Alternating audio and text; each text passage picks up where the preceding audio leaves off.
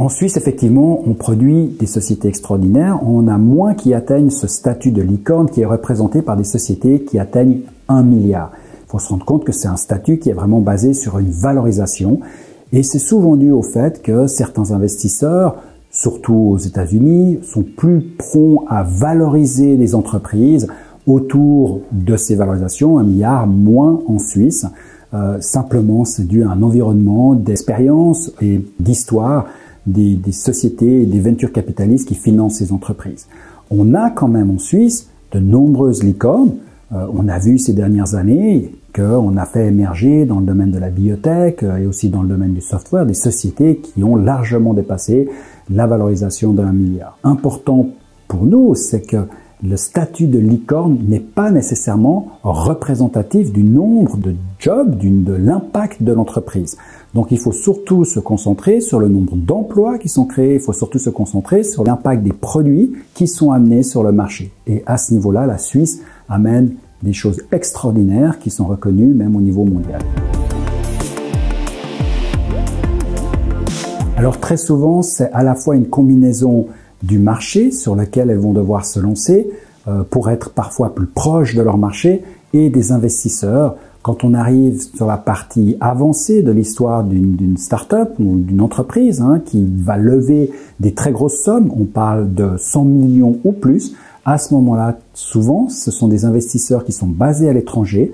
C'est vrai que dans ce domaine-là, il nous manque parfois des investisseurs basés en Suisse qui sont capables de mettre ces grosses sommes en termes d'investissement. Et là, il y a un déplacement pour se rapprocher du siège ou du domaine d'activité, de la zone d'activité des investisseurs ou des entreprises sur lesquelles elles sont actives. Il faut se rendre compte qu'évidemment, il y a une masse critique plus importante dans les zones Canton de Vaud, Zurich, qui sont dues à des environnements, surtout en Suisse, des environnements où il y a des instituts de recherche qui ont des plus grandes tailles et qui sont plus amenés à créer des startups. Et à Genève, pour attirer les investisseurs, il faut avoir cette masse critique de startups qui ont besoin de beaucoup de fonds. Et à ce niveau-là, il y a effectivement moins de masse critique en termes de start-up à Genève, naturellement d'une part parce que c'est plus petit comme canton que d'autres cantons et par le fait que à la source de beaucoup de start-up suisses, on trouve des instituts de recherche, on trouve de la recherche qui est issue ou des start-up qui sont issues de la recherche et là évidemment que la présence des hautes écoles dans les cantons de Vaud ou de Zurich par exemple, sont des fournisseurs de start-up dans lesquels il y aura beaucoup d'investissements. Masse critique, on parle d'un environnement, d'un écosystème et de la quantité d'acteurs qu'il y aura dans cet écosystème. Et cette masse critique, elle s'articule autour des entrepreneurs, donc qui sont évidemment les gens qui vont créer les entreprises. Elle s'articule autour des instituts de recherche, de l'ensemble des acteurs, investisseurs et supports de l'écosystème. Et là, la masse critique est plus petite si on ne prend que Genève, mais même si on se situe au niveau mondial, on doit voir que c'est souvent au niveau suisse que les choses se passent en comparaison d'autres hubs internationaux. Prenons Londres, prenons Boston, sans parler bien entendu de la Silicon Valley. Donc souvent, ce qu'il faut pouvoir comparer, c'est à échelle commune. On parle de taille de population, par exemple, 9 millions aujourd'hui d'habitants pour la Suisse et une certaine activité économique. Qu'est-ce qu'on regarde véritablement pour dire il y a la masse critique pour faire quelque chose ou en tout cas pour avoir cet impact et attirer beaucoup plus d'investissements. Parmi les avantages, on bénéficie d'une localisation extraordinaire et d'une marque quand on est à Genève qui est quand même connue internationalement.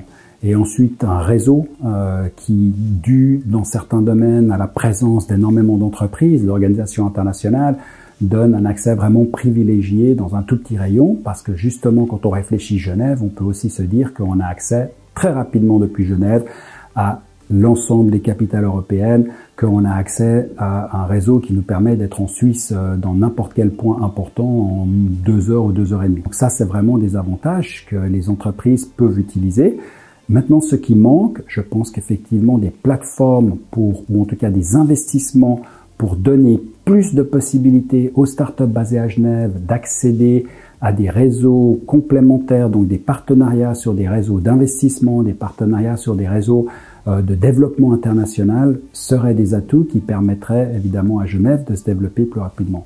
Ensuite, je pense qu'il faut continuer tout le travail déjà extraordinaire qui est fait, mais encore le renforcer sur les forces de recherche et de développement qu'il y a en Suisse et d'utiliser le tissu économique qui est ce qui est aussi déjà fait. Ça, je pense, c'est des choses à continuer. On dit toujours qu'est-ce qui manque, qu'est-ce qu'il faut. Je crois que parfois, il faut simplement continuer et renforcer des choses qui sont déjà faites. Un des points essentiels pour avoir des entreprises, c'est qu'il nous faut des entrepreneurs. Il ne faut jamais oublier qu'au cœur de l'innovation, il y a les entrepreneurs, les entrepreneuses. Ce sont les personnes qui vont développer et qui vont construire ces entreprises. Donc, une des étapes essentielles, c'est évidemment d'encourager et de donner toutes les chances aux entrepreneurs qui veulent se lancer. Et il faut pouvoir donner des moyens à ces entrepreneurs. L'État peut jouer un rôle fondamental en aidant ces jeunes, soit en étant clients, soit en les aidant à trouver ces fameux clients au départ, ou alors de renforcer leur possibilité d'avoir accès à du financement. Aujourd'hui, le nombre d'outils à disposition sur les cantons de Zurich ou des cantons de Vaud sont effectivement plus importants que ce qu'on trouve à Genève pour le lancement dans les premières étapes du lancement d'une start-up. Quand on lance son entreprise, la première chose à faire, c'est d'utiliser les outils qui sont déjà à disposition. Là, je recommande à Genève d'utiliser la brochure Panorama. Il y a une liste d'outils qui permettent de savoir où est-ce que je peux trouver du financement, du coaching, des lieux d'accueil. Et en utilisant ces réseaux et les personnes qui sont derrière, et en s'entourant bien, ça permet souvent d'aller plus vite et de construire des aventures extraordinaires.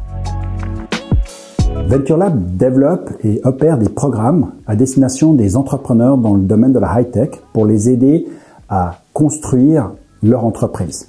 Donc, notre métier, c'est d'identifier des talents, des entrepreneurs et de les aider dans le cadre de leur financement, de leur formation et de leur développement international pour accélérer la croissance de leur entreprise. Et on fait ça grâce à plusieurs programmes qui sont une forme de menu pour l'entrepreneur dans lequel il peut disposer pour avoir les outils dont il a vraiment besoin.